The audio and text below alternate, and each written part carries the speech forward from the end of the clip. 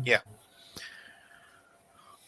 ayat yang kita pakai hari ini adalah dari Ibrani Fatsal 10 ayat yang ke-7. Ya, jadi ini adalah pengajaran Sabat November 26, 2022. Kita akan melihat kebenaran firman, yaitu rahasia kematian Moshe dan ada hubungannya dengan zaman akhir. Ya, nah, ayatnya yang pertama adalah ada di dalam Ibrani Fatsal yang ke-10 ayat yang ke-7. Tapi sebelum kita baca, ayat ini mempunyai fondasi ya, ada di dalam Tanak, yaitu di dalam Perjanjian Lama. Saya lebih suka menggunakan kata Tanak ya daripada kata Perjanjian Lama. Nah, di dalam Tanak itu terdapat di dalam Tehillim 40 ayat yang ke-8 atau Mazmur Fatsal 40 ayat yang ke-8. Ayatnya sama. Ya, jadi ayat di dalam Ibrani 10 ayat ke-7 ini diambil dari Mazmur 40 ayat yang ke-8. Kita akan baca, saya akan bacakan. Lalu aku berkata, lihatlah, aku datang dalam gulungan kitab telah tertulis tentang aku untuk melakukan kehendak-Mu, ya Elohim. Ya, sekali lagi, saya akan bacakan. Lalu aku berkata, lihatlah, aku datang dalam gulungan kitab telah tertulis tentang aku untuk melakukan kehendak-Mu, ya Elohim. Ya, jadi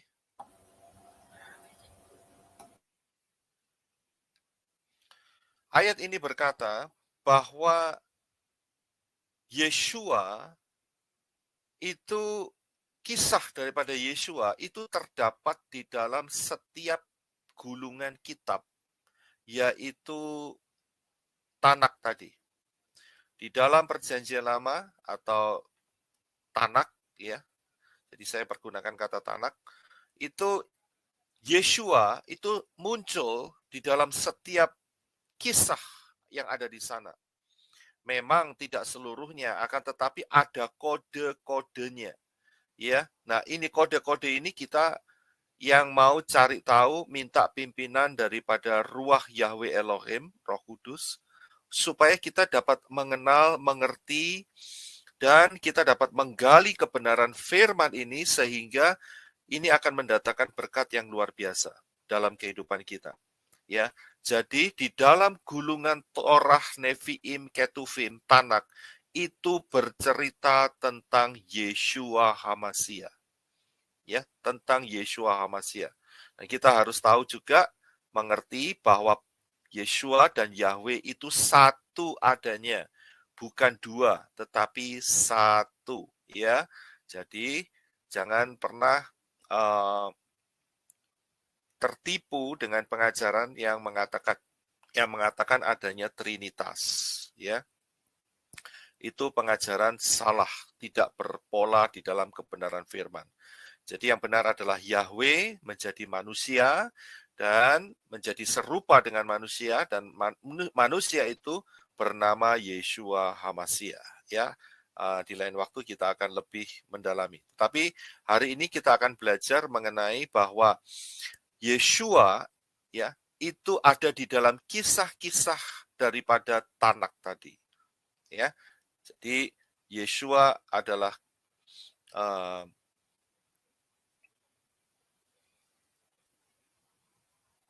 penggenapan daripada Torah, Nevi'im, dan Ketuvim.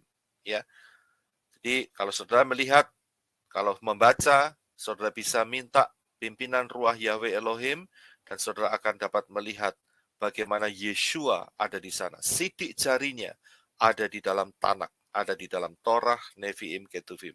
Nah, hari ini kita akan belajar kebenaran firman, yaitu mengenai rahasia kematian Moshe dan zaman akhir. Ya, nah kita tahu bahwa Moshe itu adalah orang yang dipilih oleh Yahweh untuk memimpin bangsa Israel keluar dari tanah Kanaan.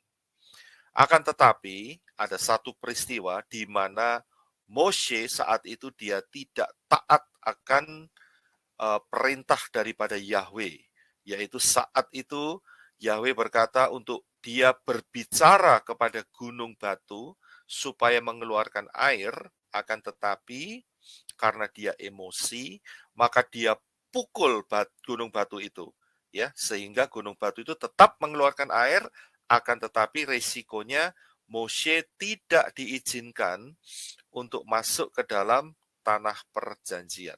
Nah, saat Bapak Yai berkata engkau tidak boleh masuk dalam tanah perjanjian, Moshe di satu titik dia harus meninggalkan tubuhnya ini. Jadi alias meninggal dunia begitu, ya. Nah, kisah meninggalnya Moshe ya, itu merupakan satu gambaran juga yang kita bisa ambil ya, peristiwa ini berhubungan dengan Yeshua HaMashiach. Ya. Nah, kita akan baca ayatnya terlebih dahulu, yaitu ada di dalam Ulangan Fatsal yang ke-32 ya, ayat 48 sampai yang ke-50 dan kemudian dilanjutkan 34 ayat 5 sampai ayat yang ke-7. Ya, saya bisa minta tolong untuk Hana Eva bisa membaca untuk kita semua.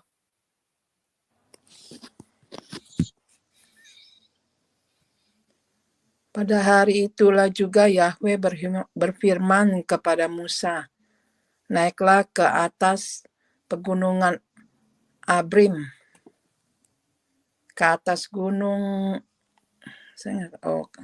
ke atas gunung Nebo yang di tanah Moab, di tentangan Yeriko, dan pandanglah tanah Kanaan yang kuberikan kepada orang Israel menjadi miliknya.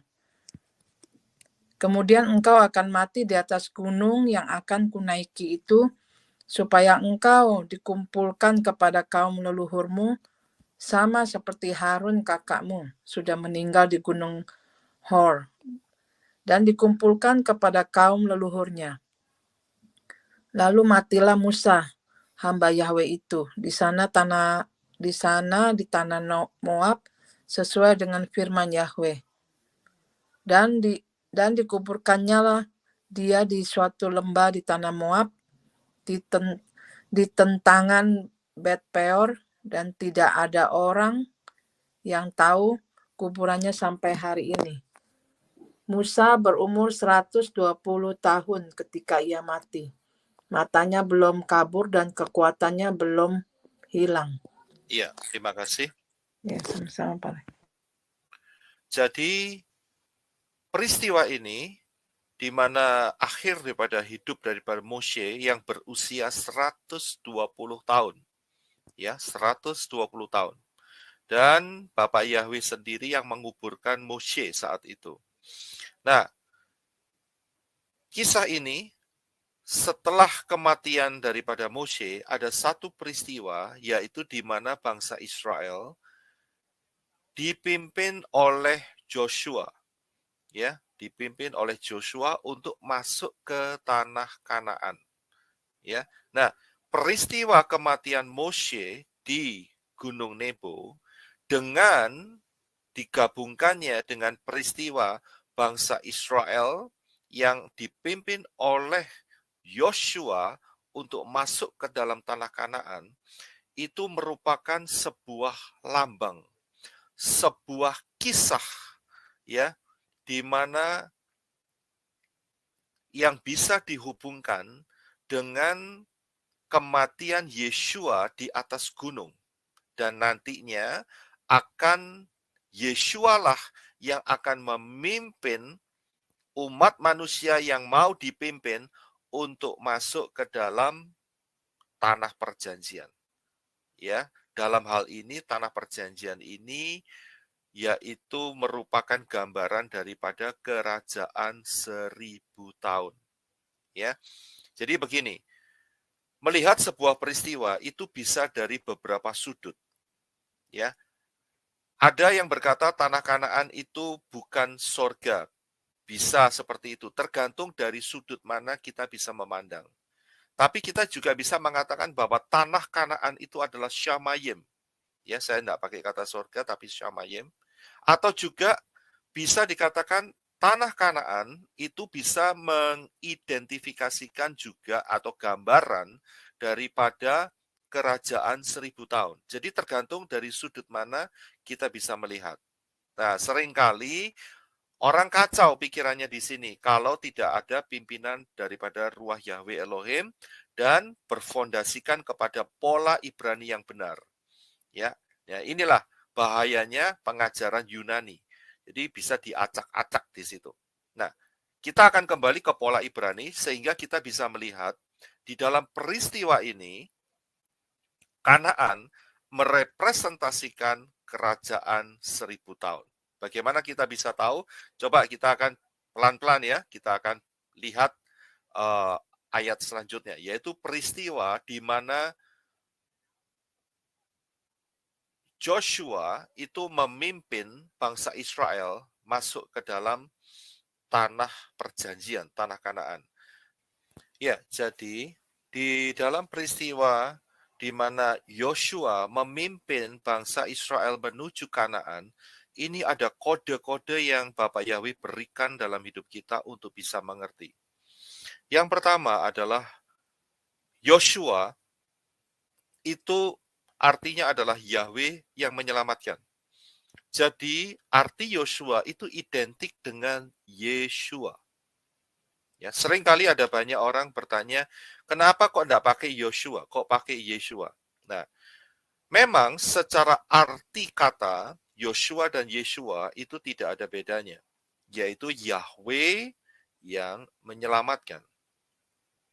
Akan tetapi, kalau dilihat dari angka gematria, ya, nama sang juru selamat yang benar itu bukan Yosua, tetapi Yeshua.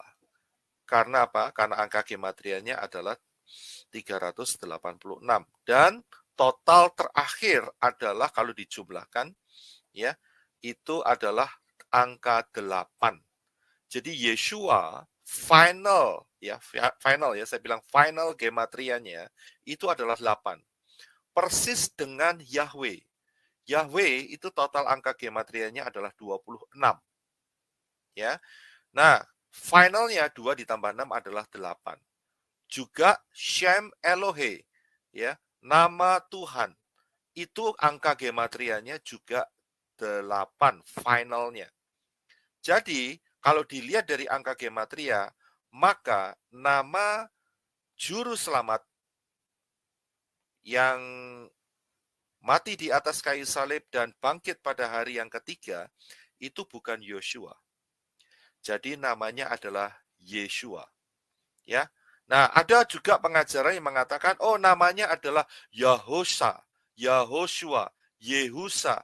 Itu semuanya ya tidak merujuk kepada angka gematria yang sama dengan Yahweh. Jadi kita harus hati-hati. Ya, ada yang bilang namanya adalah Yahusa karena Yah atau Yahhusa ya. Yahnya itu adalah Yahweh dan kemudian sang penyelamat. Ya memang kalau secara arti bisa demikian, tetapi itu bukan nama. Dan kata Yah itu tidak pernah ditaruh di depan, selalu di bagian belakang.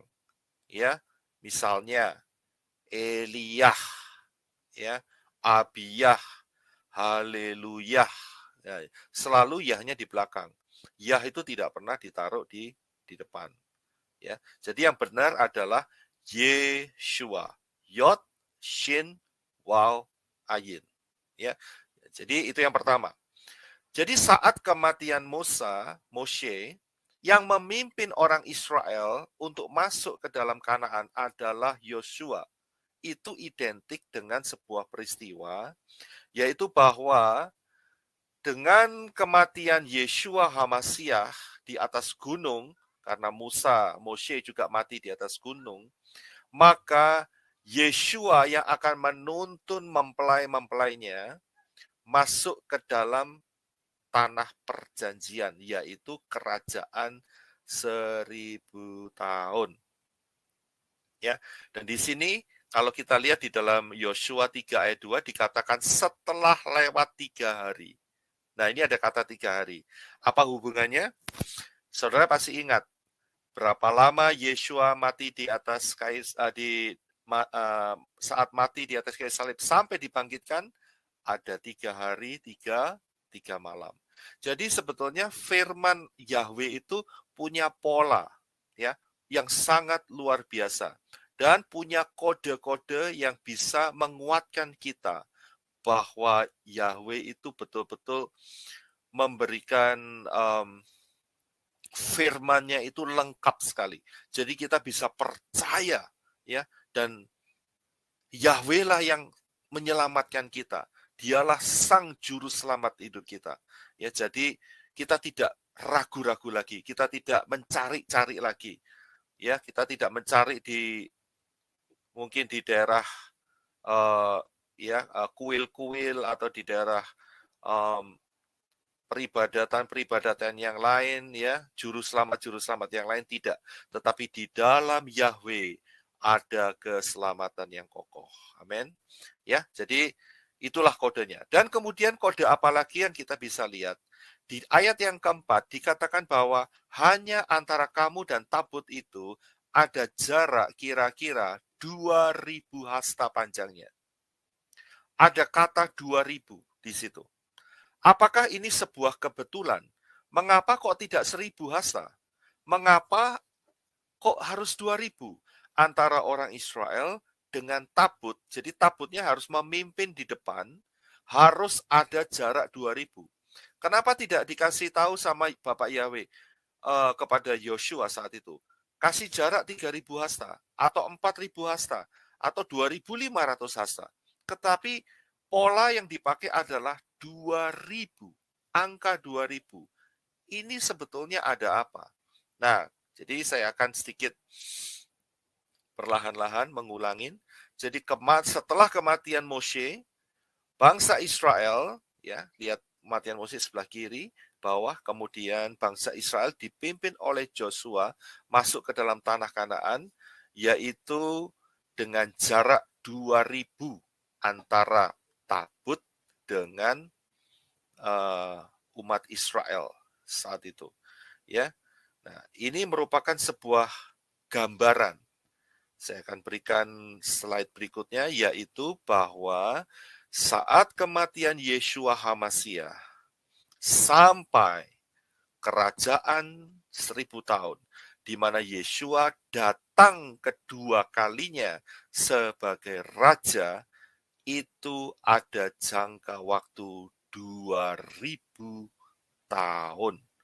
Jadi saudara bisa membandingkan antara gambar yang di atas dan gambar yang di bawah.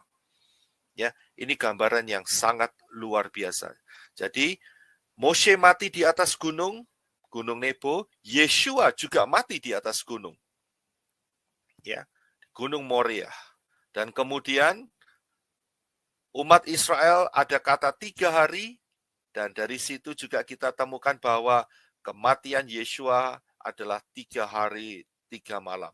Setelah itu dikasih jarak 2000 antara umat Israel dengan tabut perjanjian, yang itu menggambarkan sejak kematian Yeshua HaMashiach akan ada 2000 tahun, ya, dan disitulah Yeshua HaMashiach akan memimpin masuk ke dalam kerajaan 1000 tahun.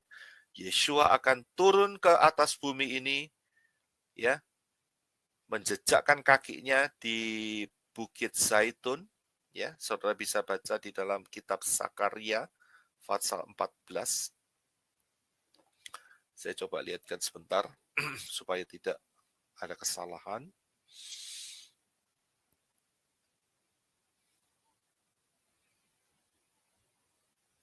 Ya, Sakaria 14 ayat yang keempat tepatnya. Nah, nanti saudara bisa baca sendiri, ya. Nah, itu jaraknya itu 2000. Nah, dari sini kita bisa lihat kapan tahun kematian Yeshua. Tahun kematian Yeshua yang secara garis besar sangat mendukung adalah tahun 30 Masehi. Ya, 30 Masehi. Jadi perhitungannya adalah kalau 30 Masehi ditambah 2000 berarti akan jatuh tahun 2030. Nah, disinilah kita wajib berjaga-jaga karena 2030 dengan hari ini kurang 8 tahun. Ya, jadi kita harus waspada, berjaga-jaga. Ya, terutama bukan soal kedatangan Yeshua HaMasyiah di muka buminya, akan tetapi ada satu fase, yaitu 3,5 tahun sebelum kedatangan Yeshua HaMasyiah akan terjadi masa anti HaMasyiah terlebih dahulu. Dan sebelum masa anti HaMasyiah itu terjadi, maka akan adanya rapture terlebih dahulu. Pengangkatan akan terjadi terlebih dahulu. Ya, jadi kita harus waspada dengan perhitungan seperti ini. Kita tidak berjaga-jaga nanti 2030, tidak. Kita lebih baik berjaga-jaga mulai sekarang. Saya sempat membawakan hal ini di dalam tema Shemitah. Saudara bisa pelajari. Next time mungkin kita juga akan sedikit buka lagi soal Shemitah, ya. Tapi saya sudah berikan secara garis besar dan cukup lengkap, cukup baik, ada di dalam channel CNAS, ya, kita bisa pelajari, tapi nanti saya akan tambahkan juga di sini. Nah, kita harus berjaga-jaga, kita harus waspada, karena sejak kematian Yeshua HaMasyiah dan sampai hari ini, itu sudah hampir 2000 tahun. Dan ini nggak bisa diremehkan. Ya, langkah yang paling baik adalah mempersiapkan diri, supaya jangan sampai tertinggal di dalam pengangkatan. Nah, oke, kita akan masuk sedikit lebih dalam mengenai perhitungan ini. Ya, kita lihat tadi bahwa Moshe dikatakan usianya 120 tahun. Perhatikan kata 120 tahun. Kalau saudara lihat dari Tanak dan Brit Gadasa, Perjanjian Lama dan Perjanjian Baru, tokoh-tokohnya hampir semua, bahkan memang semua, tidak ada yang berumur 120 tahun kecuali Moshe. Jadi Moshe adalah satu-satunya orang di dalam Perjanjian Lama dan Perjanjian Baru, di dalam Tanak dan Brit Gadasa, yang ditulis oleh Bapak Yahweh bahwa usianya adalah 120 tahun. Dan peristiwa ini, ingat lagi, saya kembalikan lagi, berhubungan dengan bangsa Israel yang dibawa masuk ke dalam tanah Kanaan. Nah, coba kita akan sedikit lihat lebih dalam dari kata 120 tahun ini. Ada satu ayat yang mengatakan bahwa Yahweh pernah berkata tentang 120 tahun. Ada di mana? Yaitu ada di Kejadian 6 ayat yang ketiga. Jadi di dalam kitab suci ada kalimat tentang 120 tahun, ya. Gambaran ini yang pertama saat di mana Bapak Yahweh akan menjatuhkan hukuman terhadap dunia ini dengan menggunakan air bah. Ya, saat itu diberitakan kepada Noah, ya, saat itu. Dan yang kedua adalah saat kematian daripada Moshe yang berumur 120 tahun. Nah, ini ada rahasia apa di dalamnya? Ingat lagi bahwa kematian Moshe adalah titiknya, ya, adalah fokus kita di sana untuk mengetahui rahasia 120 tahun ini. Ya. Jadi kata 120 tahun itu berarti manusia diberi kesempatan 120 tahun oleh Bapak Yahweh. Dan sesudah itu masuk ke dalam kerajaan 1000 tahun. Kalau kita lihat secara perhitungan 120 tahun, saudara tidak akan pernah ketemu. Cara membuka rahasia ini adalah menggabungkan dengan dua peristiwa, yaitu kata 120 tahun dengan peristiwa kematian Moshe dan Israel dipimpin oleh Yosua masuk ke dalam tanah Kanaan, perjanjian. Yang di sini kita bisa artikan sebagai kerajaan 1000 tahun.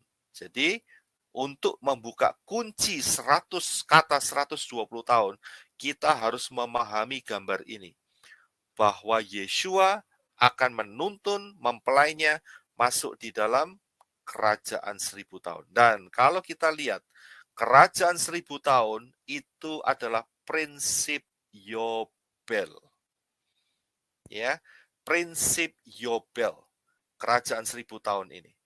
Angka gematria daripada Yobel itu adalah 50. Ya.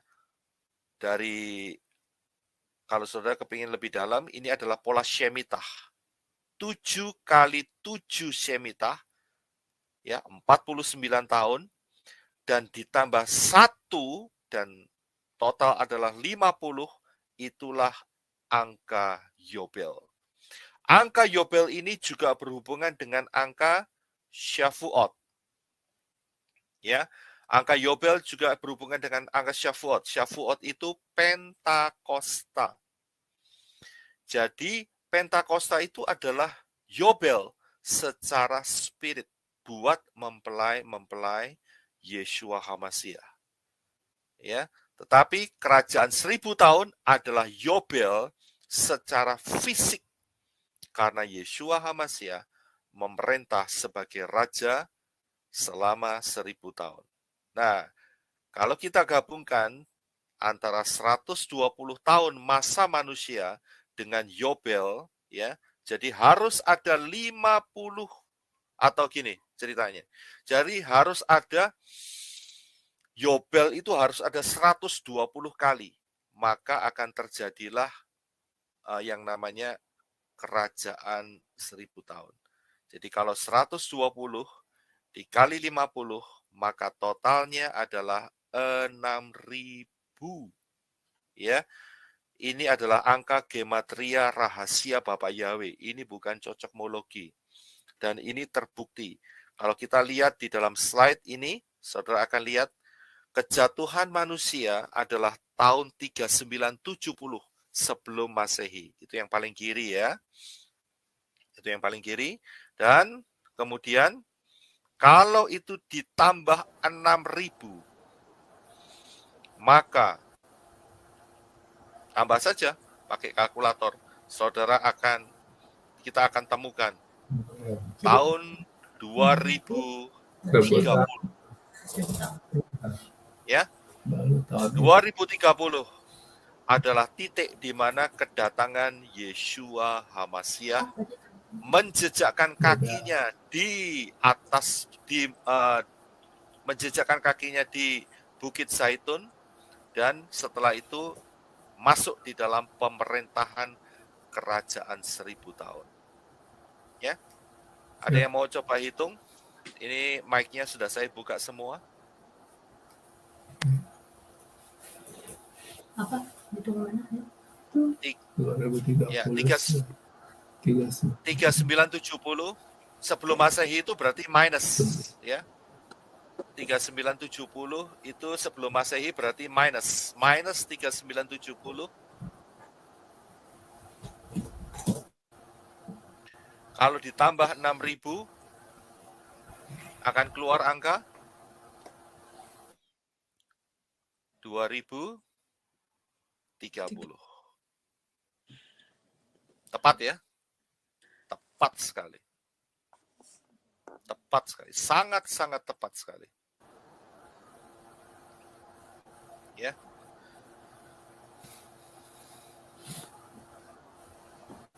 Dan 6.000 itu habis dibagi 50. Yobel. Betul kan? Ya. Dan juga 6.000 dikurangin 1, ya. 6.000 dikurangin 1 itu adalah 5.999. Itu habis dibagi 7. Itulah Shemitah. Ya, kalau Saudara lihat 6.000 dikurangin 1 itu adalah 5.999. Itu kalau dibagi 7 itu habis. Jadi tepat ya, 6.000 tahun setelah kejatuhan manusia akan masuk di dalam satu era baru, yaitu pemerintahan Yeshua HaMashiach. Yes. Sampai di sini ada yang kurang jelas, ada yang mau bertanya, silakan. Oh ya, saya cuma tanya yang kurang 1 itu satunya apa ya? Yang 6.000 kurang 1. Nah, yang kurang 1 yang saya maksudkan itu adalah maksudnya yang tadi ya, 6.000 dikurangin 1 ya. Iya. Ya, gini. 6.000 dikurangin 1 itu kan 5.999. Iya. Nah, maksud saya itu adalah angka Shemitah. Kalau coba. Iya, tapi maksudnya satunya itu apa? Satunya itu apaan yang dimaksud satunya? Jadi begini. Jadi Shemitahnya itu dilengkapin sampai 5.999 dan plus 1 akan jadi 6.000. Ingat, pola Shemitah itu kan 7 kali 7. Betul ya?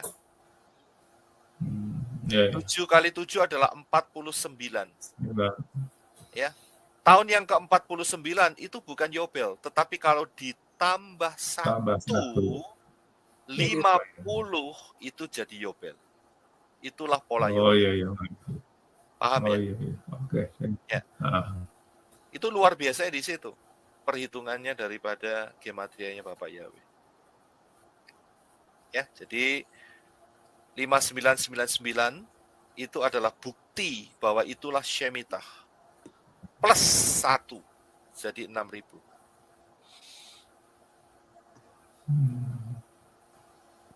Ya, paham ya? Jadi saya yakin perhitungan ini akan melengkapi ya pembahasan daripada pola 2030. Sebetulnya tepatnya itu bukan 2030. Saya kasih tahu rahasianya. Kalau kita lihat, kalau siapa yang sudah pernah melihat Shemitah ya, pembahasan saya di channel di Shemitah, itu tepatnya itu tahun 2029. 2029 sekitar bulan September akhir atau Oktober. Tapi saya bulatkan menjadi 2030. Sebetulnya ketepatannya ada di sana. Ya. Jadi saat kedatangan Yeshua HaMashiach, Rosh Hashanah, ya, Rosh Hashanah saat itu. Ya. Kalau nggak ada ditanyakan, kita akan akhiri session kita ini, ya.